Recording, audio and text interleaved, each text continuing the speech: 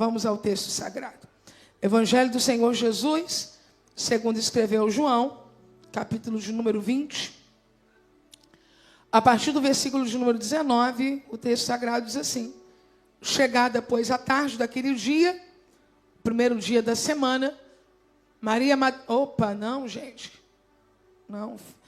Lívia, até troquei a letra, é o 19, meu amor, tá? João 20, 19. Como uma pessoa podia ser um bebê ontem e hoje está aí colocando o texto sagrado?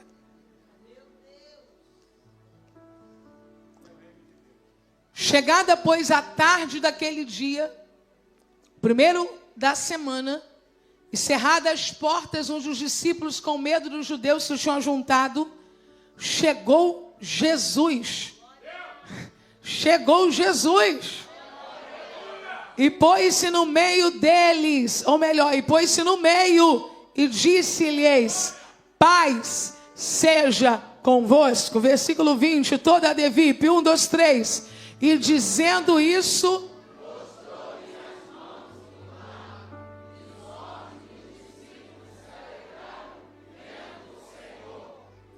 disse-lhes, pois, Jesus outra vez: paz seja convosco. Assim como o Pai me enviou, também eu vos envio a vós. 22, todos juntos. E havendo dito isso, assoprou sobre eles e disse-lhes: recebei. Vamos orar juntos. Levante uma das suas mãos. Eu quero declarar sobre você que está há 12 semanas conosco, de qualquer lugar do Brasil e do mundo, participando da imersão bíblica pela internet, no culto online. E a vocês, queridos irmãos que estão aqui no Templo 1 da Devip, Jesus vai entrar na nossa casa e vai sacudir pessoas que estão paradas, dormindo, caladas. Ele vai passar lá e vai dizer: recebei, ó Espírito Santo.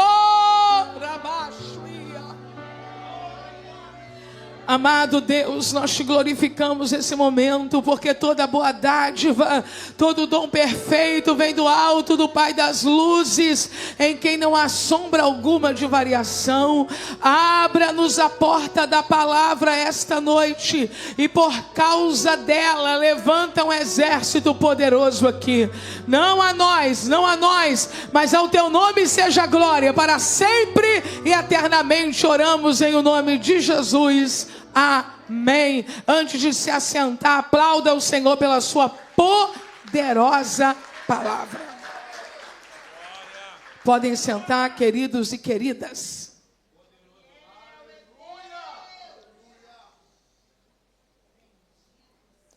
Meus irmãos, graças a Deus que nos dá a vitória.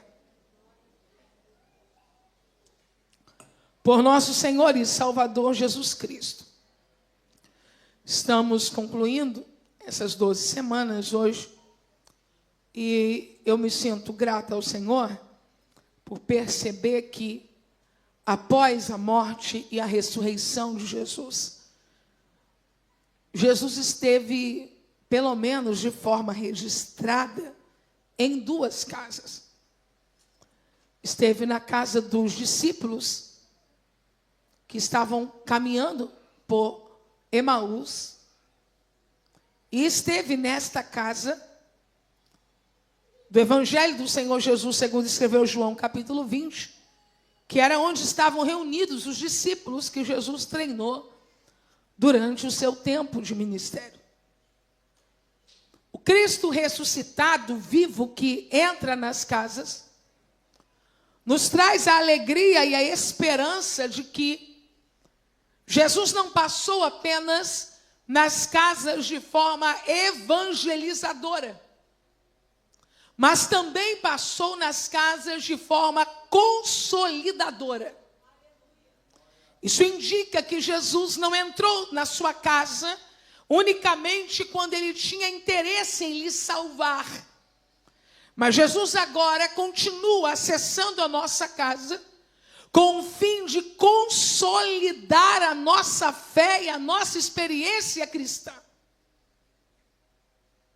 Meus irmãos, muitos de nós fomos impactados por Jesus, e por que não dizer todos nós, mesmo aqueles que nasceram em um lar cristão, eu imagino que em algum momento da vida tiveram esse chamamento, essa experiência, porque eu a tive.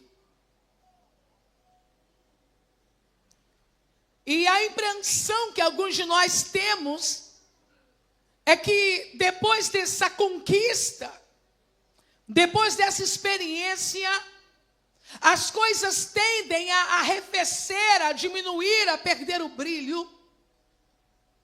Como acontece, por exemplo, em alguns casamentos. Não permita que isso aconteça no seu casamento. O que acontece algumas vezes com um bom funcionário que começa muito bem, ou com um bom empregador que, ao receber aquele funcionário, o faz se sentir importante, parte da equipe, mas dali a alguns dias passa a tratá-lo como mais um. Jesus não entrou na nossa vida para nos impressionar e depois as coisas seguirem em mornidão, em desatenção. Talvez ao longo da sua vida você tenha lidado com algumas experiências assim, de pessoas que se aproximaram de você, tiraram o que queriam de você e sumiram. Mas eu quero dizer para você que aquele Jesus que conquistou o seu coração, aleluia. Aquele por quem você se sentiu apaixonado e amando-o a ponto de entregar a sua vida a Ele, abandonando vícios, pecados, se levantando de mesas profanas para servi-lo, Ele está altamente interessado a prosseguir nesse relacionamento profundo com você. Eu quero fazer uma pergunta a esta igreja, e ela não precisa ser respondida a mim, ela precisa ser respondida a você. Você já sentiu a presença de Jesus hoje? Se você sentiu a presença de Jesus nesse culto, eu acho isso excelente. Eu quero glorificar a Deus, porque eu estou consciente de que pessoas entram e saem em reuniões espirituais e não sentem nada. Mas quando eu pergunto se você sentiu a presença de Jesus hoje, eu estou perguntando na sua casa, no seu carro, no seu local de trabalho, durante o dia, enquanto você estava sentado em uma mesa, trabalhando ou atendendo pessoas. Jesus estava ali, Jesus estava ali, Jesus estava ali. E se eu puder entregar uma palavra de fé a esta igreja, e vou fazê-lo agora no poder do Espírito Santo, eu quero dizer que a presença de Jesus, ela vai se tornar perceptível a muitos de nós que estamos aqui. Oh, glória! Oh, glória a Jesus, oh, glória a Jesus, oh, glória a Jesus. Eu estou te convidando a começar a falar com Jesus dentro da sua casa. Fale com Jesus lavando louça, fale com Jesus lavando roupa, fale com Jesus caminhando em sua casa, fale com Jesus separando a roupa que você vai para o trabalho amanhã, fale com Jesus na hora do café. Comece a fazer aparecer esta realidade espiritual. Você não está sozinho, você não está sozinha. Jesus, ele continua acessando a nossa casa, mesmo depois da nossa decisão por servi-lo, por amá-lo, nos entregando a ele. E foi isso que Jesus fez. Investiu poderosamente na vida dos seus discípulos por quase 4 anos. Morreu, ressuscitou e tem um prazo de 40 dias. 40 ou 50, Carla? 40. Falhou aqui. 40 dias. Ou melhor, houve dúvida, 40 dias. E 40 dias para quem está de férias, ok? Mas 40 dias para quem sabe que vai trafegar por aqui, 40 dias em forma corpórea, mas depois não estará mais, há muita coisa para ser feita. Jesus poderia ter passado esses 40 dias com Maria, porque se sou eu, grudo com a minha mãe. Jesus poderia ter passado esses 40 dias tentando dar um susto naqueles que o mataram. Agora eles vão ver o ressuscitado que eu vou fazer. Mas Jesus foi assertivo, e eu tenho uma mensagem que o Senhor me confiou há alguns anos, eu não sei se tem na internet, porque foi muitos anos. A quem Jesus quer aparecer? Jesus foi seletivo nesses 40 dias. A quem Jesus quer aparecer. E na seleção de Jesus, ele poderia ter excluído esses discípulos. Por quê? Porque já haviam ouvido exaustivamente, já haviam vivido tantas coisas com ele que praticamente não seria mais necessário. Mas eu gostaria que a igreja do Senhor Jesus lesse bem alto o versículo 19 que está na tela, que dá início a esse período bíblico onde é narrada a última visita que Jesus fez. Vamos lá? 1, 2, 3. Chegada.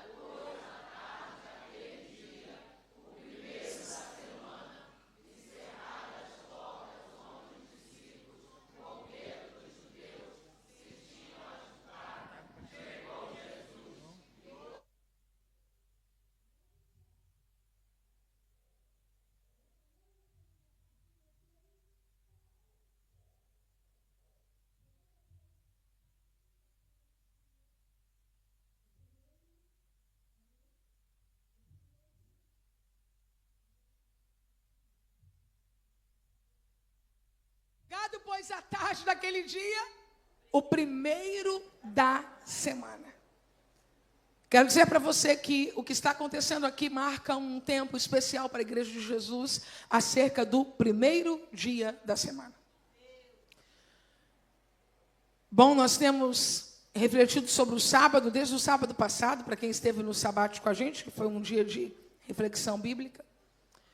As meninas continuam, no grupo Pastores do Brasil, recebendo a palavra. Quem não está no grupo e é mulher, entre. Se alguém tem dúvidas sobre o sábado, a pastora Carla dá uma aula muito especial, rápida, no Clube HR, na sessão Áudio Fé, sobre o sábado. Mas eu não quero falar sobre o sábado hoje, eu quero falar sobre o domingo. O primeiro dia da semana. Eu quero dizer para você que Jesus, ele nos ensina a alterar o calendário da gratidão. O calendário da gratidão até Jesus era um calendário de gratidão assim, olha, domingo, segunda, terça, quarta, quinta, sexta. Descanse no sábado, agradeça no sábado. Porque domingo é o primeiro dia da semana e sábado é o último dia da semana. Quem está comigo, diga aleluia. Mas depois da ressurreição de Jesus, o calendário da gratidão ele vai ser alterado. Porque nós vamos mesclar com a gratidão e com o descanso um princípio bíblico chamado primícia, que tem como sustentáculo o seguinte entendimento: prioridade. Jesus precisa ser a nossa prioridade. Então, se antes eu caminhava domingo, segunda, terça, quarta, quinta, sexta, e no sábado, de modo mais íntimo, mais pessoal, mais importante, mais pulsante, nós nos reuníamos para cultuar e para agradecer. Agora, em Jesus, na nova aliança, após a ressurreição. Essa ressurreição acontece no primeiro dia da semana. E a visita aos seus discípulos também acontece no primeiro dia da semana. Se você quer guardar o sábado, se você quer descansar no sábado, se você não quer trabalhar no sábado, isso aí é com você. Mas eu quero te dizer uma coisa para que você entenda. Você não pode normalizar o ato de começar uma semana sem que no seu domingo adorar a Deus seja uma prioridade. Isso vem sendo tratado como religiosidade, mas eu chamo isso de devoção. O domingo do Senhor caiu em desuso para muita gente, mas para quem reconhece que ele esteve na segunda passada, na terça passada, na quarta passada, na quinta passada, na sexta passada, no sábado passado, o mínimo que se pode fazer é no domingo comparecer diante dele, para dizer: essa nova semana é tua também, Senhor. E não vem de mimimi, não. Porque se no domingo eu estiver morrendo, porque se no domingo eu estiver no hospital, porque se no domingo eu for forçado a trabalhar, ora, eu não estou falando dessas coisas que fogem ao nosso controle. Não dificulte as coisas. Eu estou dizendo de uma vida cotidiana, aonde o domingo tem sido usado para o lazer, O domingo tem sido usado para o entretenimento. O domingo tem sido usado para mais um dia de trabalho e negligenciamos a importância de estar diante dele no primeiro dia da semana. Precisamos mudar isso, irmãos. Precisamos tratar isso com santidade. Precisamos tratar isso com compromisso. Precisamos tratar isso com amor. Não, mas perceba, isso não tem muita coisa a ver, porque alguém não liga para o domingo, mas vem a semana inteira. Isso é raríssimo. Raríssimo. Vou lhe dizer não biblicamente, vou lhe dizer empiricamente, a partir da minha condição de estar liderando pessoas desde os meus 18 anos de idade. O crente que perde a noção da importância do domingo, dificilmente ele tem uma vida congregacional durante a semana. Você pode procurar, ele não está aqui. Quando algo que deveria ser intocável é quebrado, dali por diante, as coisas só vão se agravando. Aí você volta de novo comigo. E quem está trabalhando? E quem? Irmão, aí é outra coisa, irmão. Quem está internado, hospitalizado, está sentindo falta, irmão.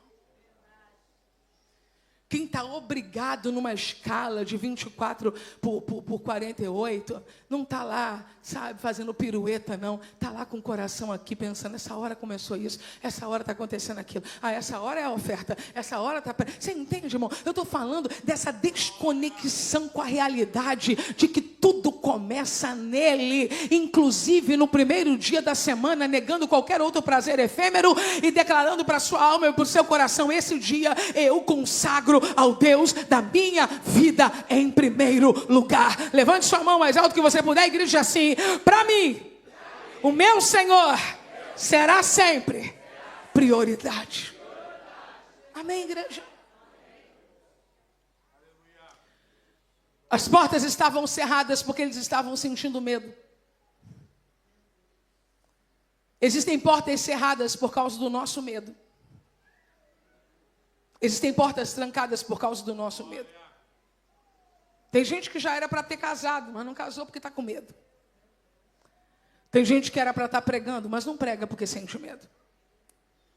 Existem pessoas entre nós que já poderiam estar desfrutando de uma relação mais saudável, congregacional com outros irmãos, mas ainda está sozinho porque sente medo. Há uma ameaça. E há sim uma ameaça. Experiências anteriores negativas que te marcaram profundamente fazem desacreditar da família. Experiências negativas anteriores te fazem desacreditar das pessoas e de você mesmo, do seu potencial. E se eu for lá e falhar? E se eu for lá e esquecer? E se eu for lá na hora não sair nada? E aí nós cerramos as portas. E quando nós cerramos as portas, duas coisas acontecem. Quem está comigo, diga aleluia. Aleluia. Nós não conseguimos sair e as pessoas não conseguem entrar. Quando cerramos as portas, nós não conseguimos sair e as pessoas não conseguem entrar. E eu quero dizer para você que Deus tem para a sua vida não é uma vida numa casa fechada. Se você puder, diga para um irmão simpático, em nome de Jesus, abra a porta hoje. Você não disse certo, você não disse correto, você atropelou. Eu disse para você dizer assim, ó, em nome de Jesus. Porque você não sabe, a coisa está feia para o nosso lado. Diga para ele, em nome de Jesus, abra a porta hoje. Porque você precisa sair. Você precisa sair. Você precisa sair. Você precisa sair. Você precisa sair. Você precisa sair. A mulher que tinha uma filha endemoninhada tinha tudo para ficar em casa com ela, porque endemoniado quer manutenção, endemoniado quer atenção, endemoniado quer que a família pare ao redor dele e morra junto com ele. Mas aquela mulher entendeu, se eu ficar fazendo manutenção de demônio, morre eu e morre minha filha, mas se eu levantar,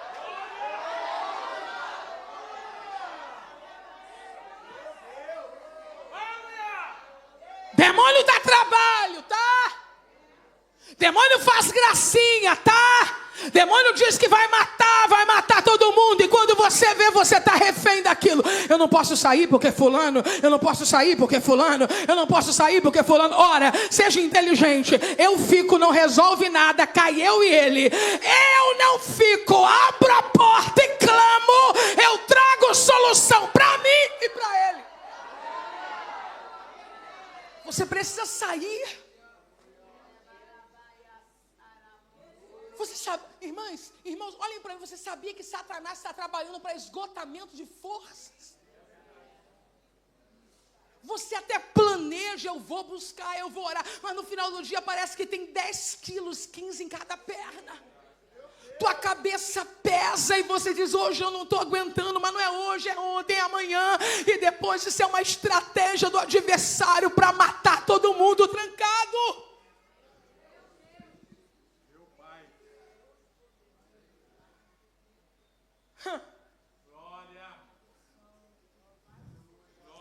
Com porta fechada você não sai. E com porta fechada ninguém entra. E aí a gente não entende, constrói um discurso de eu estou sozinho, eu estou sozinho, eu estou sozinho. É um discurso. Meus irmãos, eu não prego o que eu vivo, eu prego o que a Bíblia diz, mas tenha por certeza que pelo menos 80% das coisas que eu falo aos irmãos aqui na Devip, como igreja que o Senhor nos deu para apacentar e cuidar, aqui, 80% do que eu falo são coisas que eu já experimentei. A gente tranca a porta e ainda fica dentro dizendo, ninguém veio. A gente tranca a porta e diz, ninguém se preocupa. Olha a gente com a porta trancada. Não vem aqui trazer um copo d'água, só se jogar o copo d'água por cima do muro. A gente tranca a porta quando dá respostas curtas. A gente tranca a porta quando desconfia de todo mundo. A gente tranca a porta quando está ferido com alguém e pensa que todas as outras pessoas vão nos ferir também. A gente tranca a porta quando somos convidados a abrir o coração, mas não abrimos. A gente tranca a porta quando a gente não consegue sequer pedir oração, dizendo para alguém, meu irmão, me ajuda nessa guerra, orando por mim. A gente tranca a porta quando a gente acredita que isolamento resolve a vida. Isolamento não resolve a vida. Esta noite a ordem de Deus é, abra a porta. Eu tenho uma palavra para esta igreja e eu vou entregar esta noite. Se Abraão não tivesse aberto a porta, os anjos não teriam entrado. Se Ló não tivesse aberto a porta, os anjos não teriam entrado. Se Sunamita e o marido não tivesse aberto a porta, o profeta não tinha entrado. Existem horas na nossa vida que o socorro vai passar pela porta. Abra a porta. Chegada, pois, a tarde daquele dia, o primeiro dia da semana, encerradas as portas, onde os discípulos, com medo dos judeus, se tinham ajuntado, chegou Jesus. Chegou Jesus.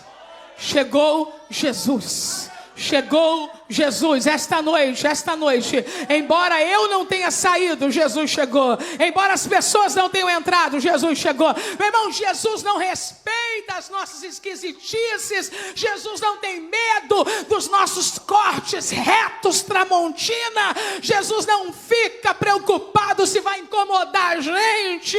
As pessoas estão de dedos conosco. Jesus não atravessou a porta cerrada. E eu vou te explicar, eu não sei se ele tinha a chave, eu não sei se ele abriu a porta com o toque do dedo, ou se simplesmente ele atravessou a parede.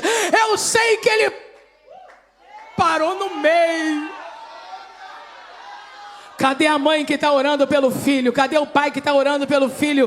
Cadê a esposa que está orando pelo esposo? Cadê o irmão que está orando pela irmã? Te prepare. O dia que Jesus precisar de permissão para entrar na casa de alguém, ele deixou de ser Jesus. O dia que ele precisar que o homem queira para ele entrar no meio de uma sala, soberania divina acabou. Ele não vai perguntar se querem ou não. Ele vai atravessar a porta, aparecer no meio.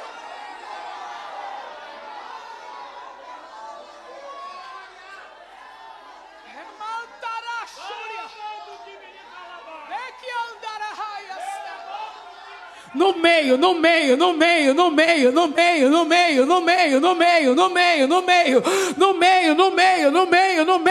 e a primeira palavra que Jesus ressuscitado vai pregar dentro da tua casa é: paz seja convosco.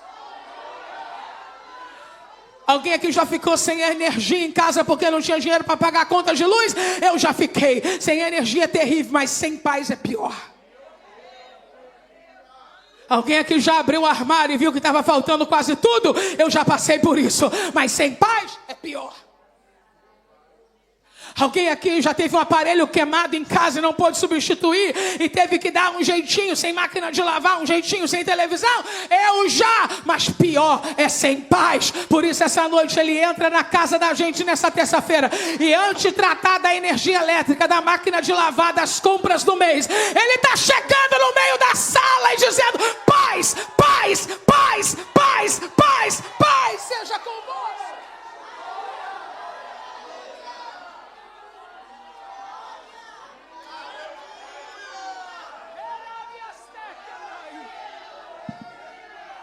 Paz seja convosco. Olha o medo indo embora. Paz seja convosco. Olha a angústia indo embora. Paz seja convosco. Olha os receios indo embora. Paz seja convosco. Os caras estavam mal, gente. Tinham matado Jesus. A perseguição estava à flor da pele. Com medo. E Jesus chega e diz: paz. Paz. Paz. Ore pela paz da sua casa e receba paz na sua casa hoje. Paz. Paz. Paz. E outra coisa, coopere com Jesus. Diga para alguém assim: coopere com Jesus. Porque às vezes Jesus entra, leva a paz e a gente joga a paz para fora. Para de fazer questão de tudo, pelo amor de Deus. Para de estar perturbando as crianças, perturbando o cachorro. Tem gente que até o cachorro ele perturba. Paz, paz, paz. Pare de cobrar das pessoas da sua família o que elas não são capazes de gerar nesse momento. Paz. Palavra do pastor Edivaldo, tremenda, no domingo, né? Uma coisa que tira, quando o pastor Edivaldo falou aquela verdade, porque as pessoas não querem falar a verdade, né? Elas são românticas. O pastor Edivaldo disse que não é possível ficar bem numa casa onde tem dívida, que é o maior. Aí eu não vi a cara dos irmãos quando eu olhei, não, que eu estava complimentada. Mas tirando, né, como média, as pessoas que comentam os meus vídeos e tal, a uma hora dessa, não, o mais importante é o amor. Não, a gente não está falando que o amor não é importante. A gente está falando que com uma pessoa te ligando 72 vezes para te cobrar, tu não tem paz. A mulher ainda tem uma resistência, mas quando é o filho pedindo comida e não tem, vai ser a paz. O marido ainda está lá, né, tentando segurar as pontas, mas quando ele vê o filho dele com uma necessidade, acabou. E o que isso tem a ver com paz? Porque às vezes a paz está lá, mas a gente no nosso descontrole, mensagem do pastor Edivaldo, a gente negocia a paz pelo luxo. E o luxo não vale a paz, gente. A gente negocia a aparência para a família pela paz. Não, porque todo mundo tem. Mas eu não tenho. Entendeu? Você não tem que matricular o seu filho numa escola para mostrar para vizinho, gente. Eu ainda me lembro do meu uniforme da Escola Estadual Maria Justiniano Fernandes. Eu ainda me lembro, irmãos. Da minha sandalinha que é de plástico que passava um paninho. E a meinha branca. E a blusinha branca, porque a vovó fazia questão de lavar na mão, porque minha mãe era mais devagar, aleluia. E tinha o quê? Paz. Paz. Paz. Paz. Paz. Paz. Jesus está no meio da sala dizendo paz. E você não vai colocar a paz para fora, porque alguém quebrou um copo. Paz. E você não vai colocar a paz para fora, porque alguém sujou um fogão. Paz. E você não vai colocar a paz para fora, porque ele passou primeiro na mãe dele, comeu e não me avisou. Minha irmã, cresce. Cresce. Qual mãe dele é que deu mamar para ele? Qual mãe dele é que gerou ele? Qual mãe dele é que cuidou até você aparecer? Tu não te enxerga que isso é horroroso? Colocar filho contra pai, mãe contra pai. Jesus, entra na minha casa, leva paz para minha casa. Jesus, leva paz para minha casa. E me ajuda a trabalhar pela paz. Porque Jesus disse que aqueles que trabalham pela paz são bem-aventurados. Eu fui chamada para ser pacificadora. Pacificadora. Pacificadora. Pacificadora. Coloca o 20 para mim, preciosa. Você vai perceber que Jesus não exigiu fé. É porque tem os irmãos que não estão na hora do culto e depois dá problema. Está lembrando do irmão? Quem é o irmão que não vai estar nessa hora do culto? Tomé. Tomé não veio para o culto de domingo, irmão. Tomé está terrível. É a melhor risada. Não, volta no 19 para eu falar uma coisa para Devi, porque se não consertar agora vai demorar mais. Chegada, pois, a hora do nosso culto, irmão. À tarde, volta, não pode ir para o 20. Aí Tomé, sei lá onde foi, não estava. Jesus não chegou exigindo fé de ninguém. Amém? E só para não restar dúvida, não estou falando, irmãos, para quem não foi domingo, não, tá? Estou falando sobre uma prática que nós precisamos preservar, que é, domingo, dar ao Senhor esta prioridade. É claro que pode ser que no último você não tenha conseguido, mas isso não pode se estabelecer como uma prática. Dizendo isso, Jesus não chegou exigindo fé. Mostrou-lhes as mãos e o lado, de sorte que os discípulos se alegraram vendo o Senhor. Jesus não exigiu que eles acreditassem. Jesus chegou apresentando as provas. Querida igreja, o evangelho do Senhor Jesus é um evangelho de provas incontestáveis. Jesus não está pedindo de ninguém aqui uma fé burra, uma fé louca. Ele está pedindo de todos nós uma fé real. E esta fé real é atestada a partir das provas que Ele nos apresenta e que nós, então Mas se quando estas provas são apresentadas, eu não estou presente, o que acontece? Não tenho acesso a elas. Aqui estão as provas. Cadê a sua? Aqui estão as provas. Mas se você não abrir, você não vai acessar as provas. Aqui estão as provas, mas se você não ouvir, você não vai acessar as provas. Aqui estão as provas, mas se você não suporta a mensagem, você não vai acessar as provas. A presença de Jesus declara paz sobre aquela família, a manifestação de Jesus quando ele diz, aqui minhas mãos, aqui ao meu lado. Aleluia. Jesus está conduzindo os discípulos a um espaço de intimidade. Porque a gente não levanta a túnica em qualquer lugar, nem para qualquer pessoa. E quando eles presenciam isso, a Bíblia diz que eles se alegraram vendo o Senhor. Eu imagino que nível esse culto chegou. Segue para mim, preciosa. E quando esse culto ele ganha o seu ápice com Jesus revelando aos seus discípulos, eles se alegrando, Jesus mais uma vez declara o que acabara de declarar: paz seja convosco. Por que Jesus diz isto duas vezes? Jesus diz isso duas vezes, porque agora ele tem uma nova mensagem. A primeira vez que Jesus disse paz seja convosco, Jesus os cumprimentou para adentrar a casa. Mas agora, quando Jesus disse novamente, paz seja convosco, ele está dizendo intencionalmente, agora eu trarei uma nova revelação, um chamado ao serviço. É como se eu dissesse aos irmãos aqui, a paz do Senhor, e começasse a pregar e a ministrar. e de repente o Alexandre, o irmão Gilvão, o Léo começassem a tocar, a igreja começasse a se alegrar, e houvesse uma pausa dentro dessa alegria, um tempo dentro dessa alegria, e quando eu voltasse ao microfone, então mais uma vez eu cumprimentasse os irmãos e dissesse: a paz do Senhor, paz seja convosco. Assim como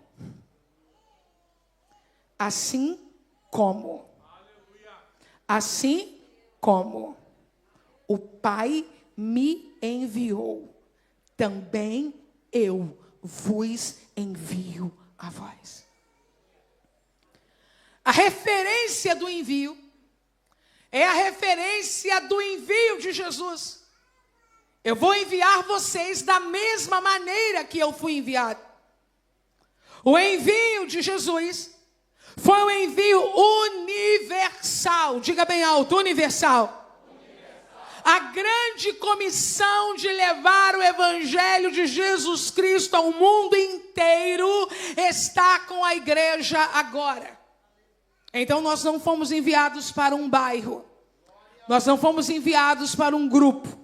Nós não fomos enviados para uma faixa etária. Nós não fomos enviados para uma cidade. Nós fomos enviados para o mundo inteiro. Esses dias nós estávamos conversando, indo ali para o outro lado, para a escola, e eu e Leomar estávamos conversando sobre a questão de nomes de igrejas. Por favor, entenda isso. Isso não quer dizer que uma igreja, porque tem o nome de um bairro ou de uma cidade, não sai dessa cidade ou desse bairro. Muito pelo contrário. Nós temos igrejas aqui na nossa cidade que utilizam a sigla, fazendo menção à cidade, e são igrejas que já estão no exterior. Então, não é sobre isso. Mas nós preferimos abrir mão do nome do bairro para incorporar a mensagem, a ideia de que Deus nos confiou uma igreja para falar ao mundo. Não que isso defina, tá claro, gente? Isso não define.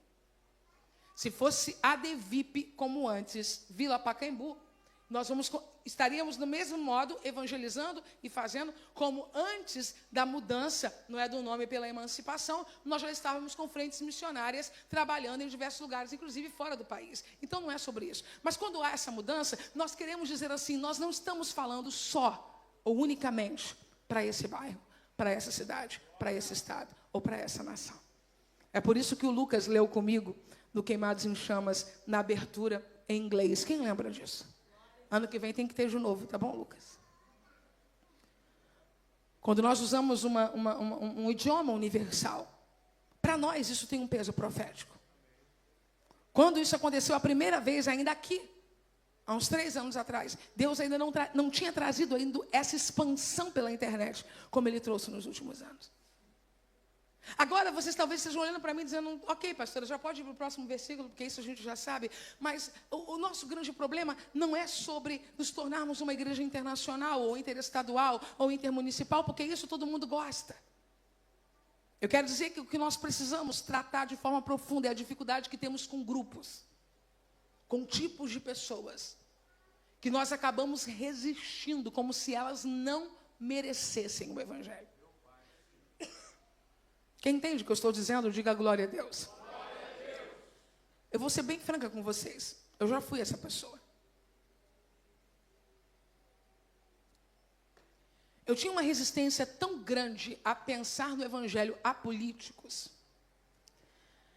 que quando um político chegava no culto, quando eu estava pregando pelo Brasil, não aqui, né? Porque aqui eles demoraram muito para encontrar a gente.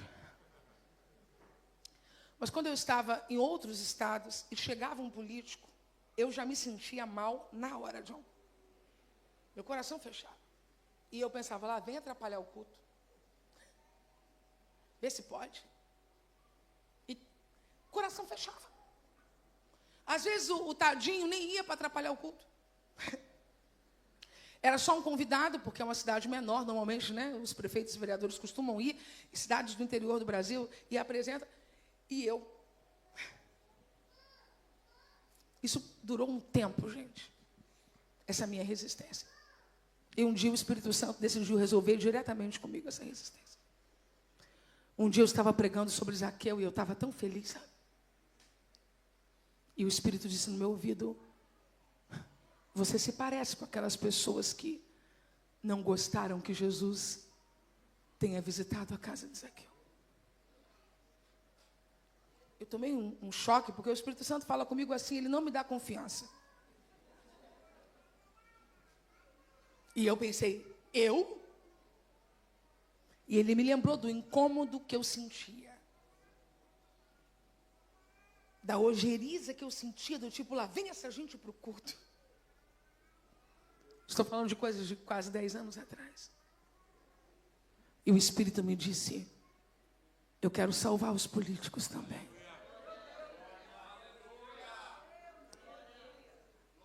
Depois daquela experiência, irmãos, eu já ministrei a coração de políticos que em lágrimas pediram ajuda para sua casa, para as suas famílias. Depois daquela experiência, eu já orei com esposas de políticos que precisavam da graça de Deus para a restauração de casamentos, e casamentos foram restaurados, e eles estão hoje servindo a Deus como família em igrejas. Jesus me disse, Helena, você não é melhor do que eles, e eles também não são piores do que você, e eu vim salvar e buscar aquilo que se havia perdido.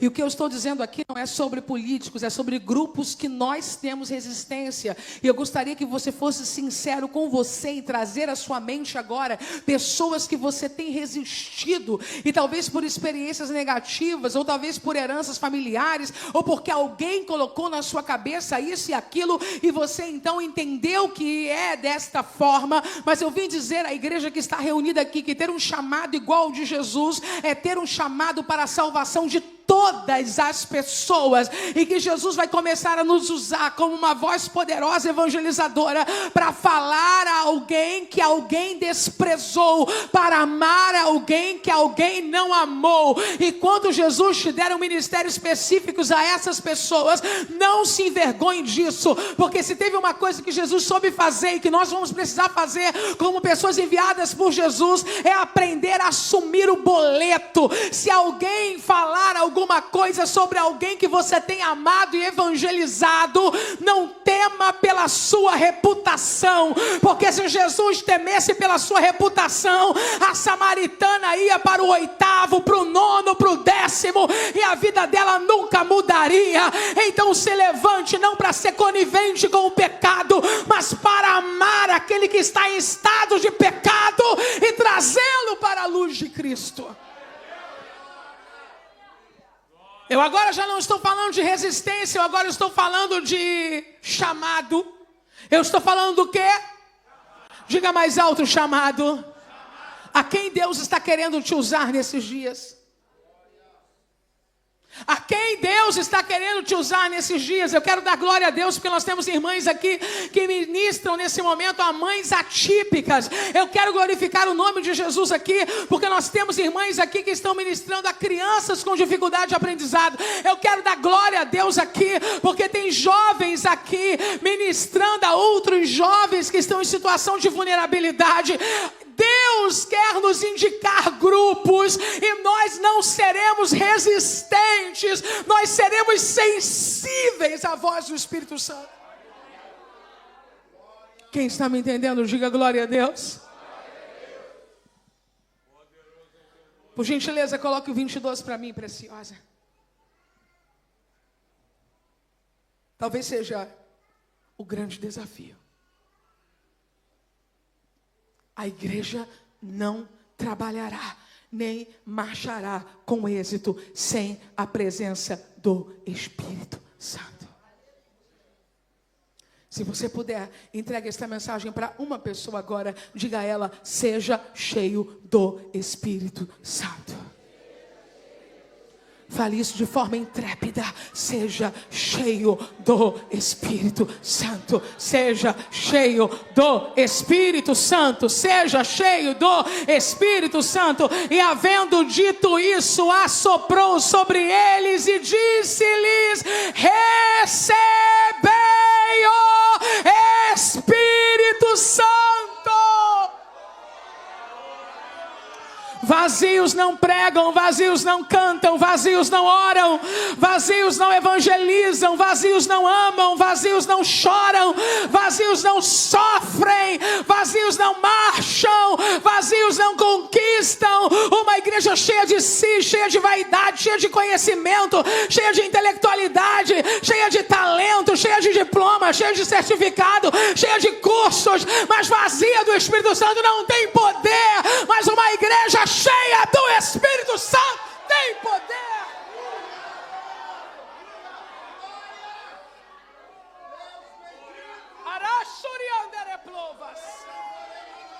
Você quer trabalhar na comissão de visita? Receba o Espírito Santo. Você quer trabalhar na cantina? Receba o Espírito Santo. Você quer servir como voluntário? Receba o Espírito Santo. Você quer trabalhar na mídia? Receba o Espírito Santo. Você quer tocar um instrumento? Receba o Espírito Santo. Você quer trabalhar e servir no ministério de louvor? Receba o Espírito Santo. Você quer servir na função de presbítero, diácono, evangelista, pastor? Seja cheio do Espírito Santo. Pastores, não deem espaço a pessoas vazias do Espírito Santo para trabalharem se enchendo de serviço, porque se encher do serviço sem o Espírito Santo é suicídio espiritual. Primeiro seja cheio do Espírito Santo.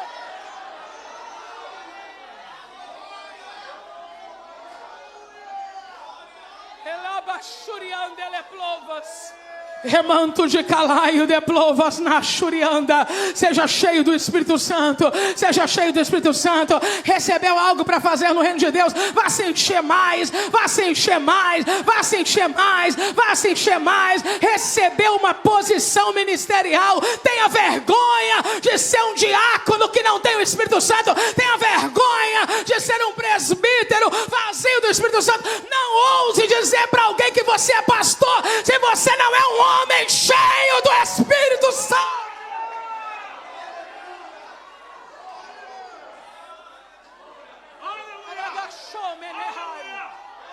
Vai se encher do Espírito.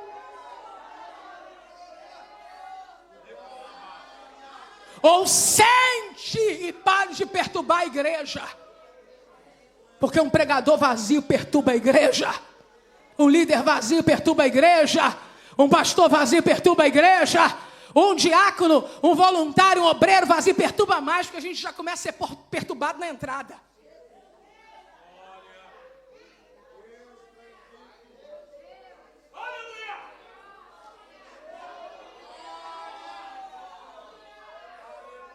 Aleluia. Aleluia. Aleluia, não vos embriagueis com vinho em que há contenda, mas enchei-vos do Espírito. Eu ouvi uma palavra uma vez de um evangelista na minha juventude, que ele disse: se você encontrar um crente embriagado na rua, você fica escandalizado. Não é verdade? Não vos embriagueis com vinho em que há contenda. Se você encontrar um crente embriagado, você fica escandalizado. Se é o Eliomar pregando agora, João, ele já ia dar o nome dos crentes. Imagina fulano de tal bêbado. Né, marido? Ele já é para os exemplos, imagina. E o evangelista dizia: se você encontrar um crente bêbado, você fica escandalizado. Mas nós encontramos pessoas vazias e achamos normal. Eu ampliaria dizendo assim: se nós encontramos alguém bêbado, nós ficamos escandalizados. Mas nós estamos vazios e achamos tudo bem. Não vos embriagueis com vinho que há contenda. Mas... porém, entretanto, todavia, contudo, enchei-vos, enchei-vos, enchei-vos do Espírito. Pode seguir, preciosa. E então ele diz: aqueles a quem perdoados os pecados lhes são perdoados, e aqueles a quem os retiverdes lhes serão retidos. Pode colocar o 24, porque eu vou explicar os dois juntos. Ah, não, volte. É porque as duas sentenças estão juntas, eu li rapidinho e eu não assimilei. Aqueles a quem perdoardes os pecados, lhes são perdoados. Ponto e vírgula. E aqueles a quem os retiverdes, lhes são retidos. Ele está tratando da mesma coisa? E eu quero te explicar que isso não é uma carta branca. Ok? Que de repente alguém pode pensar: Jesus chegou, declarou algo sobre os discípulos, e o pastor da igreja, ele recebe um poder para dizer assim: você está perdoado, você não está, você vai para o céu, você vai para o inferno. Imagina se fosse assim. Não é assim. É condicionado a tudo que está acontecendo até aqui. E o que aconteceu até aqui? Jesus disse que estava enviando os discípulos como ele foi enviado. Então, não há acepção de pessoas, nem julgamento superficial, ok? Depois, ele disse, recebei o Espírito. Então, não vai sair por aí perdoando ou não perdoando, no vazio da sua própria alma, a partir das suas próprias ideias. Não é isso. Agora, propriamente, Jesus está falando sobre a pregação do Evangelho. Eu trouxe a Bíblia do expositor, porque eu queria ler para vocês o comentário do evangelista e pastor Jimmy Swaggart, que já está na eternidade, sobre esse texto. Eu achei muito interessante, eu acho que como um evangelista ele conseguiu explicar muito bem. Ele disse assim, em sua forma mais simples, quer dizer que quando o evangelho de Jesus Cristo é pregado e aceito pelos pecadores, o pregador do evangelho, ou qualquer crente com respeito a isso, pode anunciar a cada novo crente que todos os seus pecados são perdoados.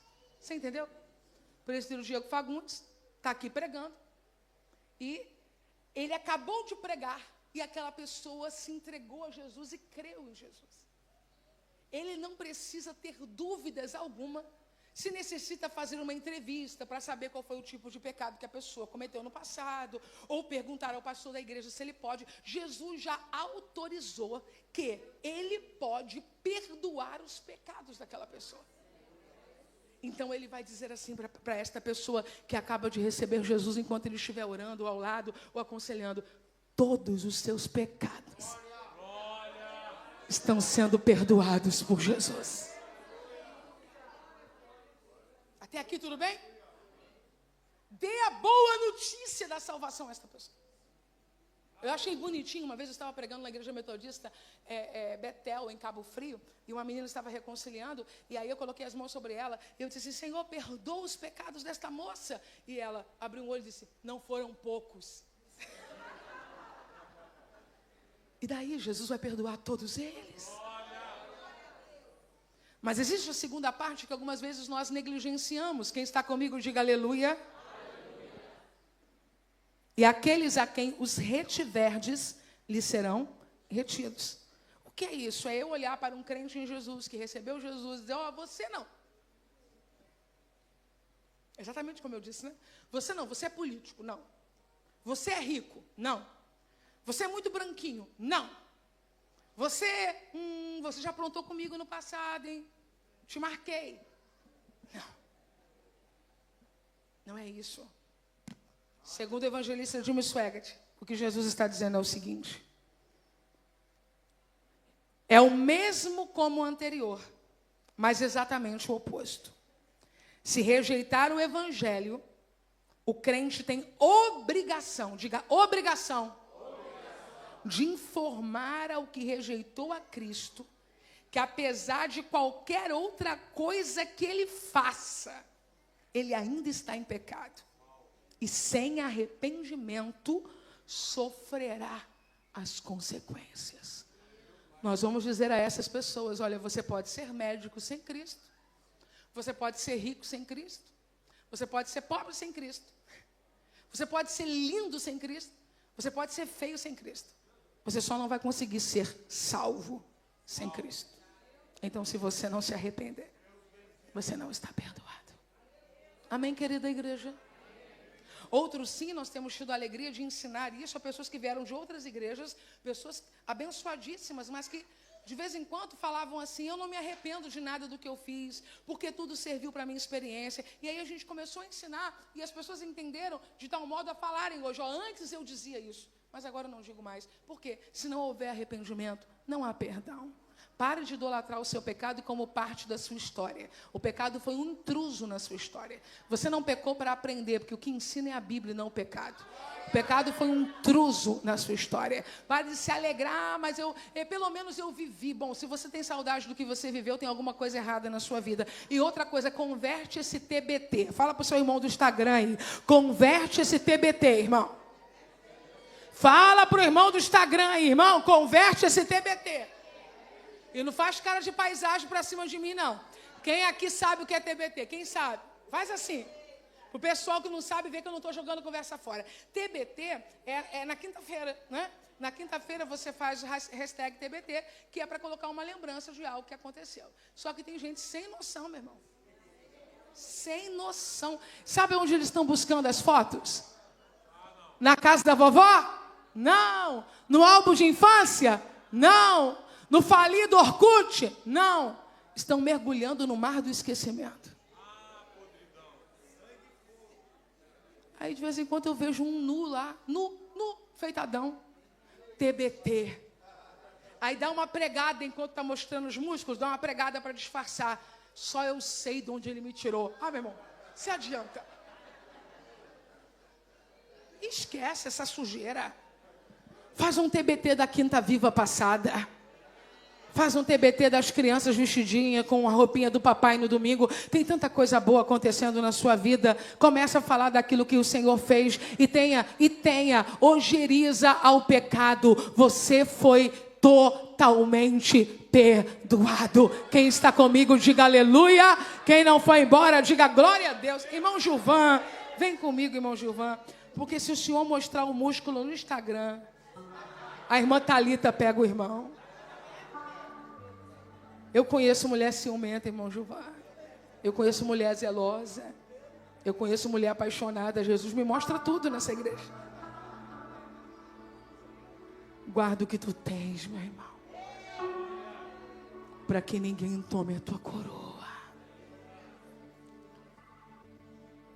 Se levante com ousadia para dizer para quem recebeu Jesus: perdoados são os teus pecados.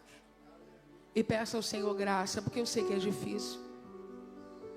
Para com todo amor, todo temor, não furtar de ninguém a verdade. Sem Cristo você não pode ser salvo. Mas eu mando o dízimo, não pode ser salvo. Mas eu faço caridade, não pode ser salvo. Mas minha mãe está orando por mim, não pode ser salvo. Versículo de número 24. Ora, dá tristeza, né, gente, isso aí. Vamos ler todos juntos para ninguém esquecer e tentar não perder o dia que Jesus está. Vamos lá. 1, 2, 3. Ora.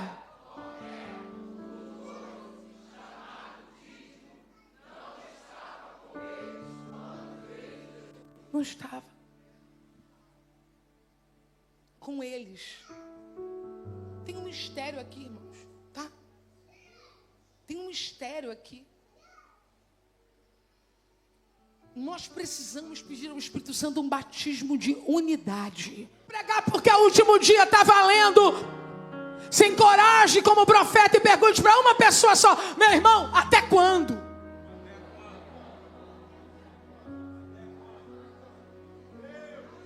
Estou pensando, estou indo, estou orando. Ah, tu está emblomando. 8 dias.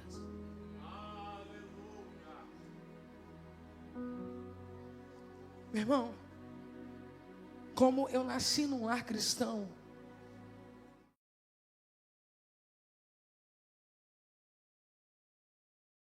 anos de idade, fora as congregações, mas ele passou a dirigir de forma efetiva a igreja quando eu tinha 14 anos de idade. 13 para 14.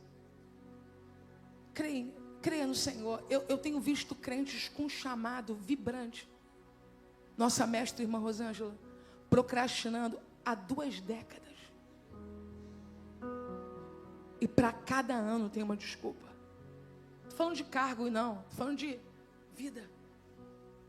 Se você entregar um microfone para a pessoa tem tanto para dizer. Sabe? Para cada ano tem uma desculpa. Para cada ano da vida, para cada tempo da vida. Eu não estou falando de ciclos anuais para receber cargo na igreja, não, meu irmão. Estou falando de vida. 20 anos. E sabe o que a pessoa de vez em quando me diz quando eu tento sinalizar alguma coisa? Não, vai chegar, vai chegar. De coração. Com amor, irmãos. Pelo amor que eu sinto por vocês. Daqui a pouco vai chegar a funerária. Porque a nossa vida passa e nós voamos. Você está achando que você vai viver 300 anos?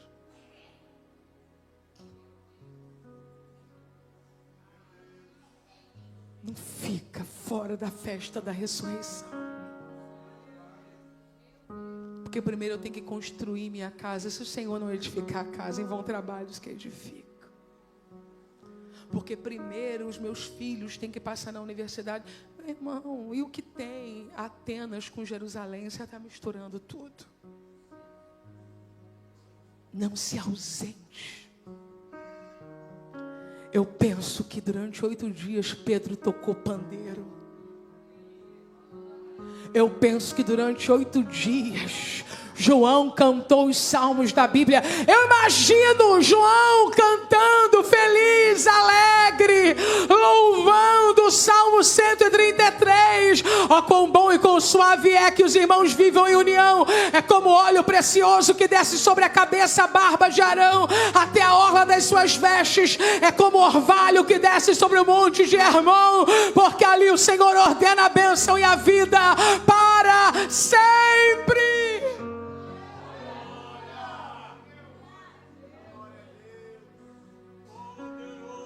E Tomé num canto, emburrado.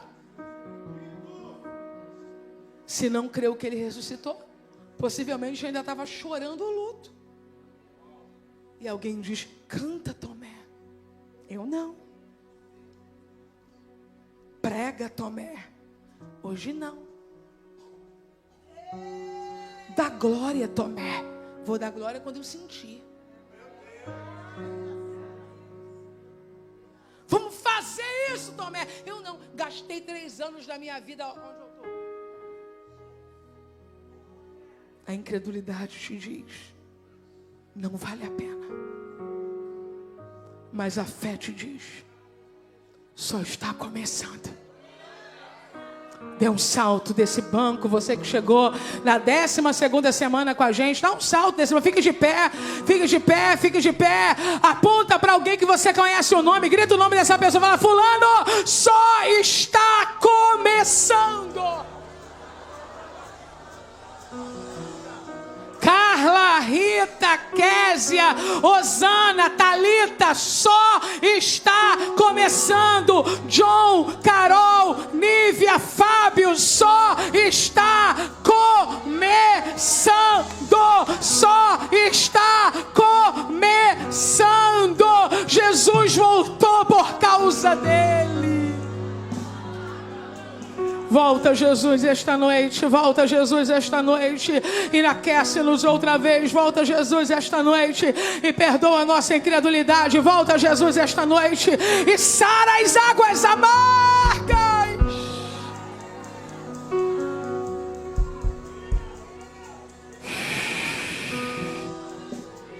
Não tem nada a ver a canção que eu vou pedir.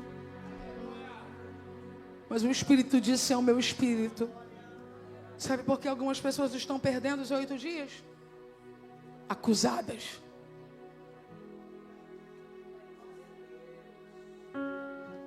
Todas as vezes que elas vão,